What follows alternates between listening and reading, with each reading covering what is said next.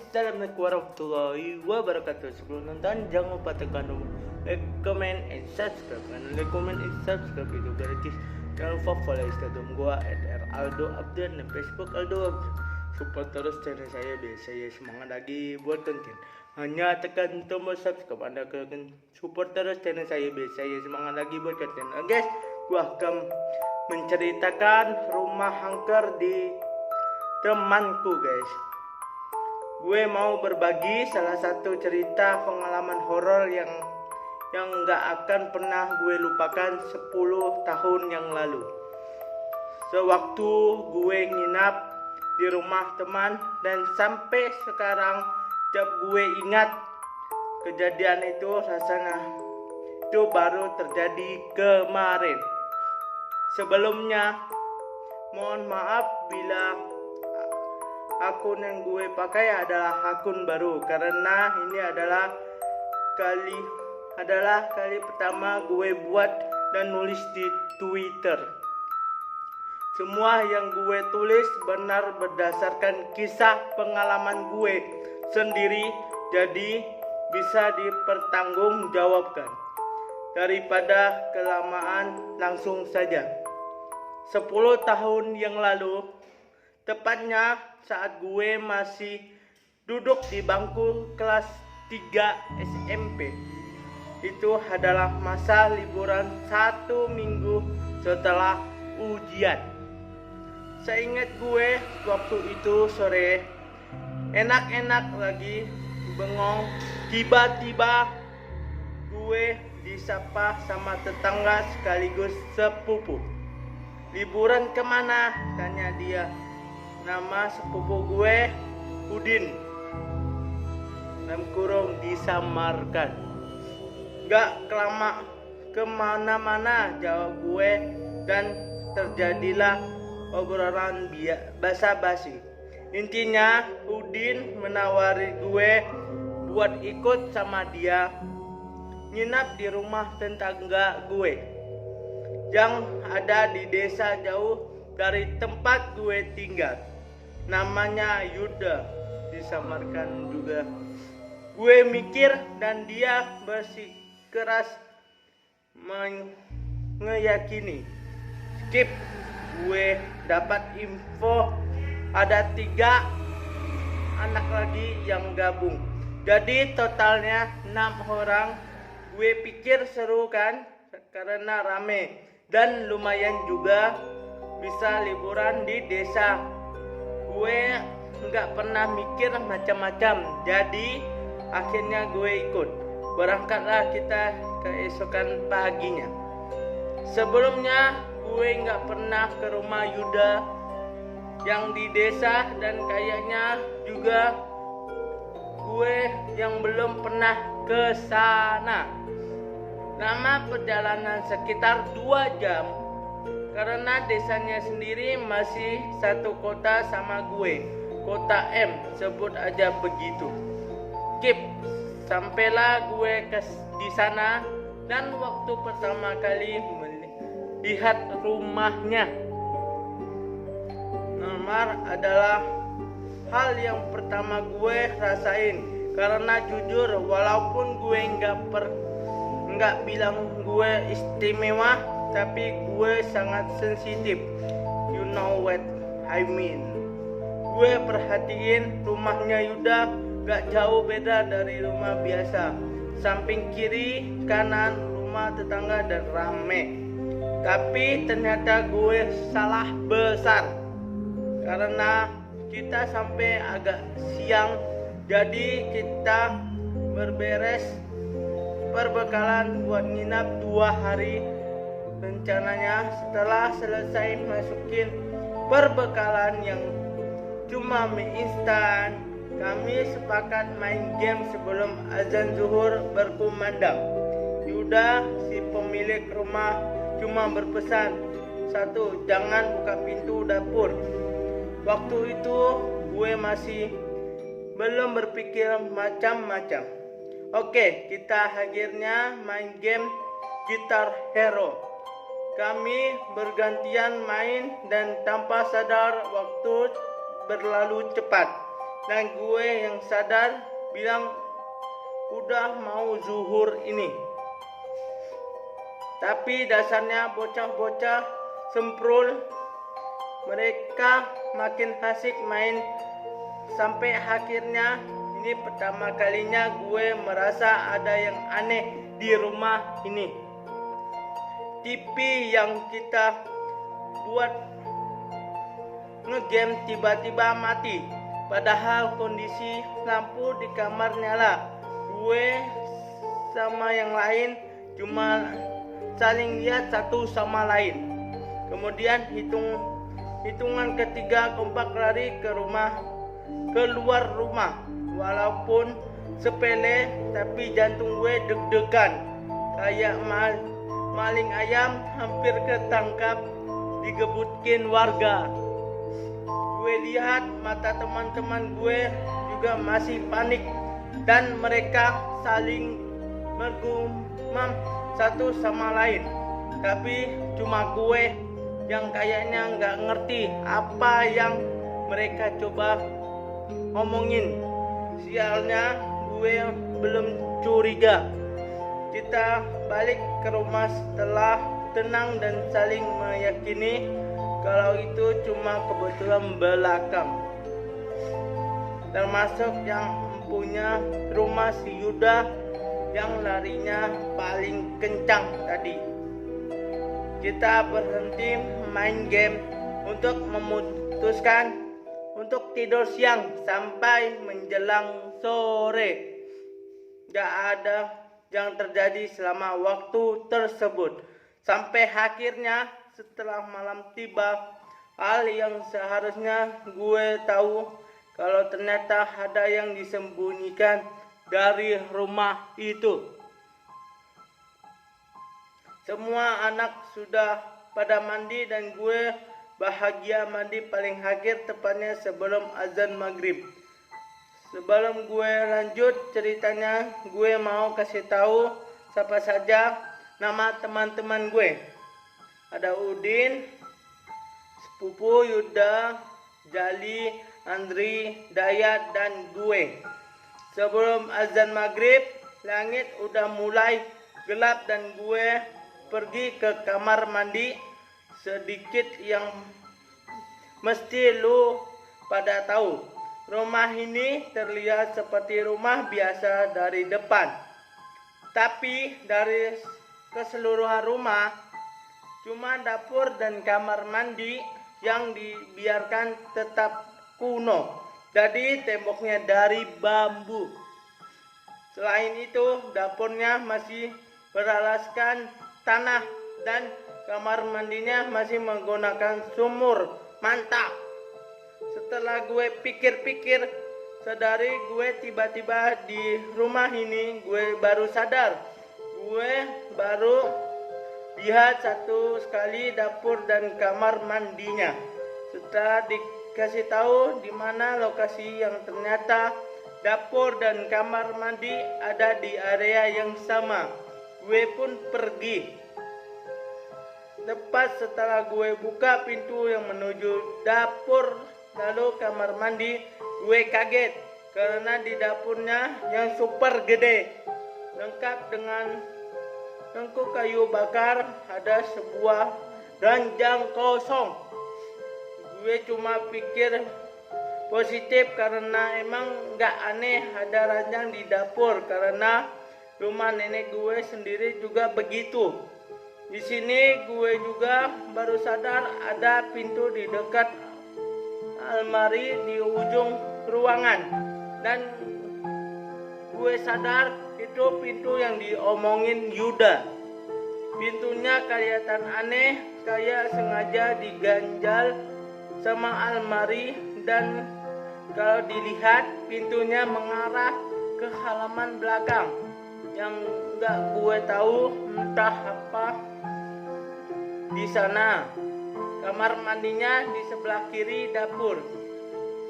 Satu hal yang gue ingat, suasananya di dapur itu benar-benar bikin penasaran gue. Ini pertama kali kesensitifan gue main. Ada perasaan yang paling gue benci ketika badan gue yang hangat tiba-tiba berasa lemas. Tapi gue coba berpikir positif karena gue tahu di sini pasti ada kalian mau maksud gue apa, dan gue gak mau ngusir mereka. Tapi kayaknya gue salah besar. Nanti gue lanjutin, gue mau istirahat bentar. Oke, lanjut baca horor. Gue mandi di sumur, walaupun perasaan was-was gak enak, kayak semacam ada yang ngeliatin, tapi gue gak tahu di mana. Setelah selesai mandi, gue keluar dari kamar mandi dan betapa kagetnya gue waktu lihat di kamar ranjang kosong. Kali ini ada yang tidur di atasnya. Gak ada yang bisa gue ucapin waktu lihat itu. Ujungnya nenek-nenek tua berambut putih panjang dengan kebaya, dan dia melihat ke arah gue. Tetap ke arah gue. Dia cuma lihat sambil tiduran di atas ranjang itu. Matanya mengikuti kemana gue jalan. Yang paling seram, dia cuma senyum. Jantung gue udah gak karuan. Gue yakin dia bukan manusia, tapi gue coba mastiin dan langsung tanya ke yang punya rumah, si Yuda. Ketemulah gue sama si Yuda yang lagi sendirian di ruang tamu, lagi baca-baca komik. Gue coba, kok lu nggak bilang ada nenek di sini, katanya rumah kosong. Dia melihat gue kayak rada keheranan, terus bilang kosong kok. Kan bokap kesini baru besok. Oke, kata gue dalam hati. Fik, bukan manusia itu tadi. Yuda tanya lagi, apa maksudnya? Gue bilang ada neneknya, dan dia ceritain kalau neneknya sudah lama meninggal. Wow, mantap. Gue cuma istighfar dan coba lupain senyum manis nenek-nenek itu. Tapi kayaknya nggak mungkin, karena setelah kejadian itu kesensitifan gue kayak mendadak mengingat berkali-kali lipat. Yuda pergi ninggalin gue di ruang tamu, sementara gue sendiri dengar sesuatu yang datang dari luar. Tepatnya pohon jambu di depan rumah. Sebelumnya gue gak merasa apa-apa sama pohon jambu itu. Tapi kali ini berbeda. Gue mendengar ke jendela rumah ada mengamati apa yang ada di sana. Gak ada apa-apa, cuma halaman kosong. Tapi sialnya suara itu masih kedengaran. Suara seperti cewek yang sedang ketawa tipis, nyaris pelan sekali suaranya, dan apesnya mata gue bergerak melihat ke atas pohon jambu. Gue cuma diam sekian detik sebelum sadar. Ada mbak-mbak baju putih sedang duduk santai di salah satu dahan pohon jambu. Matanya fokus ke mata gue. Dia kayak tahu kalau gue liatin dia dari balik jendela ruang tamu. Gue udah gak bisa ngungkapin seberapa jebol jantung gue berdetak waktu itu. Gue pergi dari sana dan gabung sama yang lain. Di ruang tengah mereka masih main game.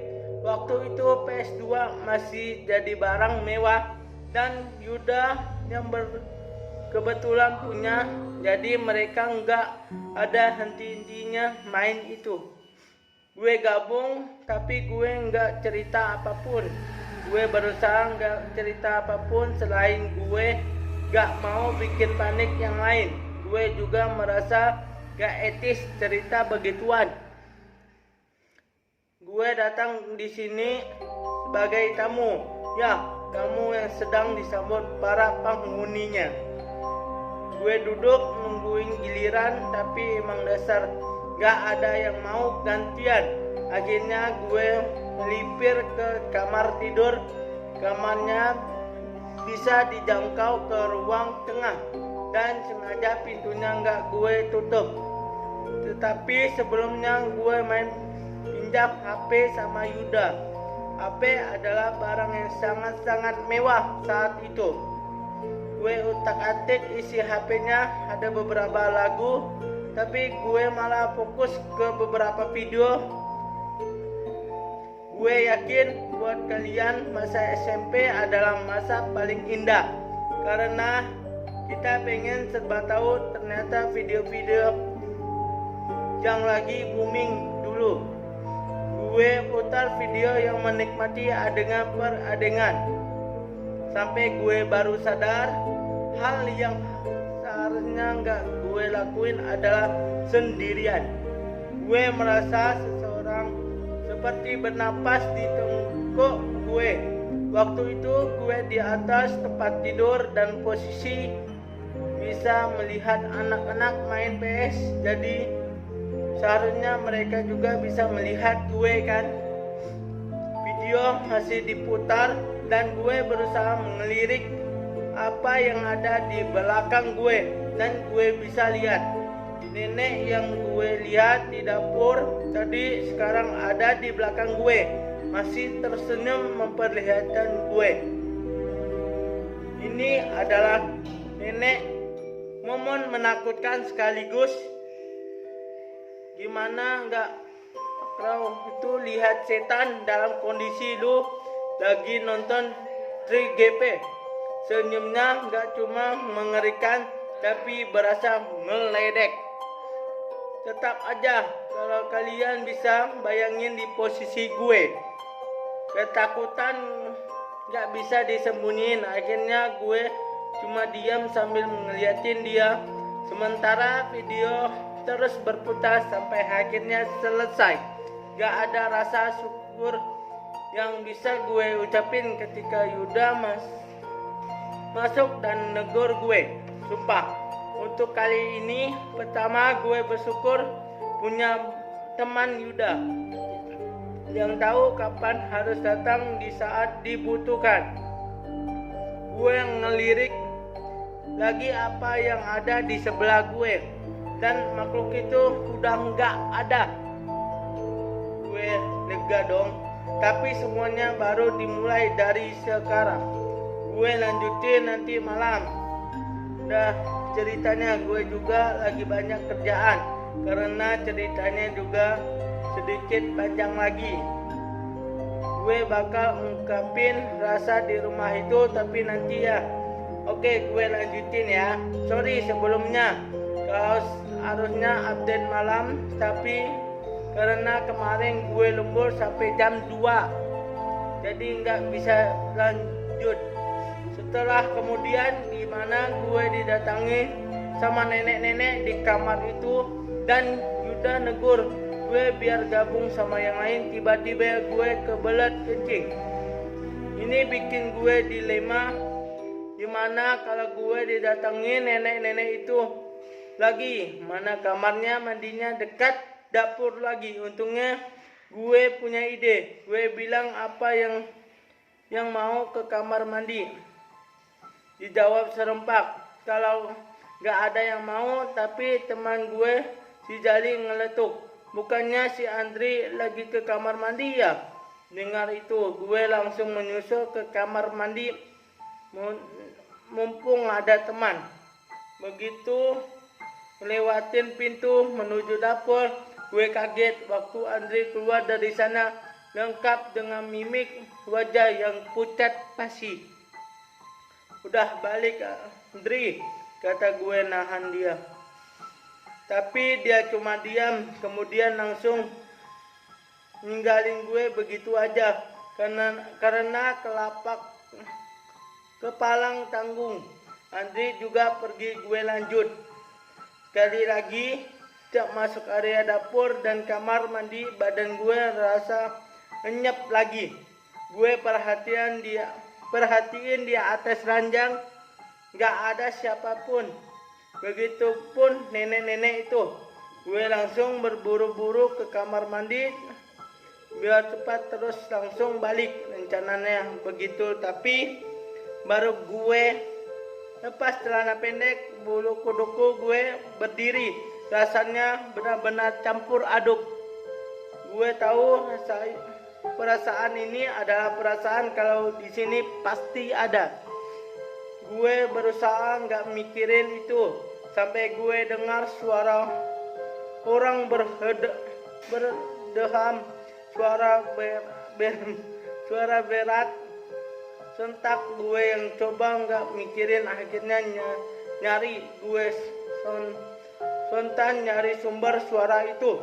Dan setelah lihat kiri kanan, gue nggak ngedapetin apa-apa. Lalu gue baru sadar kalau isi kamar mandi yang dari bambu itu tinggi. Pas gue nengok ke atas, astagfirullah, gue lihat bayangan hitam gede banget dan seolah-olah lagi ngawasin gue. Sontak gue langsung ngibrit. Gue udah nggak peduli mau nyiram bekas kencing gue atau enggak, yang penting jantung gue normal lagi. Waktu kabur, gue lewat dapur dan sempat lirik ke atas ranjang, masih kosong. Alhamdulillah nggak ada nenek-nenek itu. Gue nggak bisa bayangin kalau setelah lihat yang begitu harus lihat yang lain. Jantung gue benar-benar nggak sehat sementara itu. Gue gabung sama yang lain, kayaknya lagi santai ngobrol. Gue perhatiin Andri cuma diam. Gue juga nggak mau bahas itu karena apapun yang bikin Andri pucat, kayaknya gue udah tahu jawabannya. Kami ngobrol sampai jam setengah 12. Berhubung udah larut, kita sepakat tidur. Tidurnya sendiri, nggak di kamar, tapi di ruang tengah. Jadi kita pakai alas yang besar biar kita berenam cukup buat tidur. Sialnya gue dapat di ujung tempat yang paling dekat dengan jalur menuju dapur. Tik tok, tik tok, tik tok. Gue cuma lihat ke langit-langit, sementara satu persatu teman gue pada tumbang. Gue nggak lihat Andri karena dia di tengah. Sekitar jam setengah 1, gue masih terjaga. Gue berusaha merem, tapi sekuat gue berusaha buat tidur, gue malah terjaga. Suasana sepi dengan kondisi lampu mati bikin gue nggak tenang. Gue deg-degan karena kayaknya tinggal gue yang masih melek. Gak cuma berharap satu hal, gue nggak lihat apapun. Tapi kayaknya gue salah. Walaupun belum lihat apapun, gue mulai merasa ada yang nyambung gue. Gue dengar langkah kaki, suaranya kayak kecepok. Kalau kalian tahu suara ketika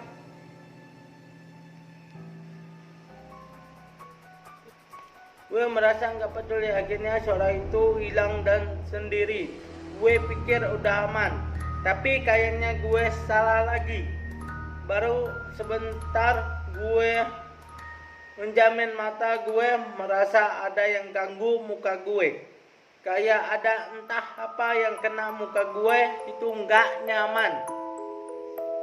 Pas gue buka mata, gue nggak tahu kudu ngomong gimana. Itu muka nenek-nenek tetap natap muka gue dari atas dengan kondisi rambutnya yang panjang, ujungnya kena muka gue. Wah, istighfar. Lalu ini adalah gangguan sekian kalinya dari nenek ini. Tapi anehnya semakin lama gue ada di posisi itu semakin gue sadar.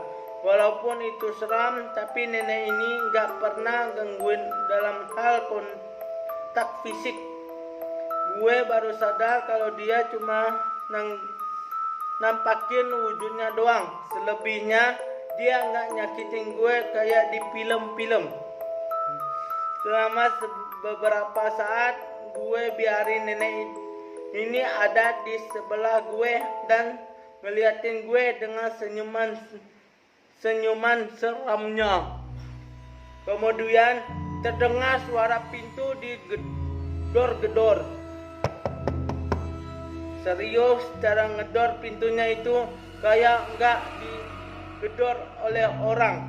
Nggak ada orang yang bisa gedor pintu dengan suara yang seharusnya bisa bangunin 2-3 rumah tetangga. Wow, mantap, keren guys. Tapi anehnya cuma gue yang dengar, karena gak ada satupun teman gue yang bangun waktu suara itu terdengar jelas. Itu adalah kali pertama gue langsung berdiri waktu dengar suara berasal dari halaman belakang yang setahu gue pintunya dikunci dan diganjal almari. Gue bangun penasaran hal mendengar yang manusiawi ketika mendengar suatu yang gak lazim.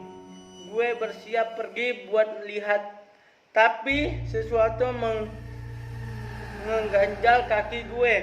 Dan ketika gue lihat, nenek seram yang sedari tadi cuma merhatiin gue, nahan kaki gue nggak kaget. Itu adalah pertama kalinya gue kontak fisik sama makhluk beda alam. Rasanya anyep. Gue lihat wajahnya kayak nolak gue buat pergi lihat pintu itu. Dan emang waktu dengar pintu digedor itu ada perasaan kuat buat gue untuk buka pintu itu. Gue nggak tahu apa yang terjadi, kayak semacam ada dorongan gue harus buka pintu itu buat lihat apa yang ada di baliknya. Pintu itu masih digedor dengan keras dan semakin sering gue dengar semakin penasaran gue terhadap apa yang ada di balik itu. Nenek itu nggak mau ngelepasin gue. Sebaliknya dia cuma ngeledengkan kepala yang akhirnya bikin gue nggak jadi pergi ke sana. Gue kembali rebahan dan akhirnya gue tertidur dengan sendirian. Dirinya dengan kondisi nenek itu di samping gue entah sampai kapan. Karena sewaktu bangun gue lihat anak-anak pada berkemas. Gue kaget waktu dengar, karena rencana bukannya bakal nginap 2 hari, tapi ada kelegaan di keputusan itu. Mereka cuma berargumen kalau hari ini keluarga Yuda yang ada.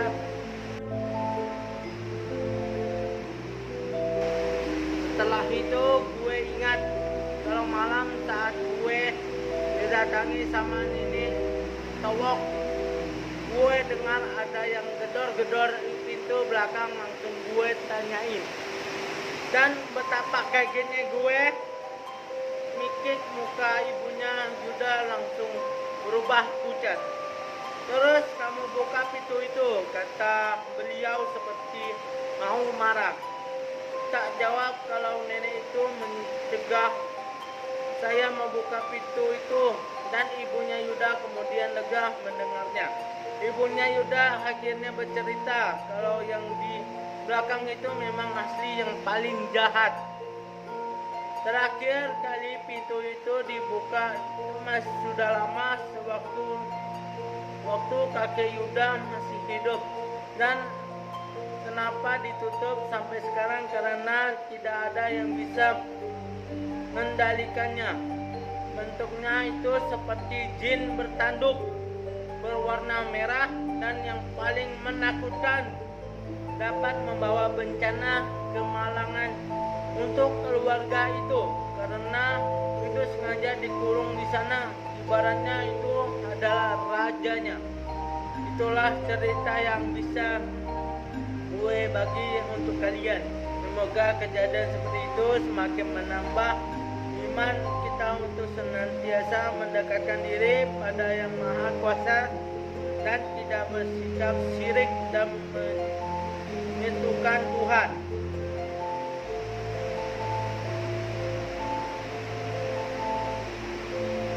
Ternyata semua teman-teman gue udah pernah ke sana semua, dan cuma gue yang belum. Makanya pada ketawa karena semua udah pernah ngerasain apa yang dari video saya. Salam warahmatullahi wabarakatuh. Dadah, see you next time.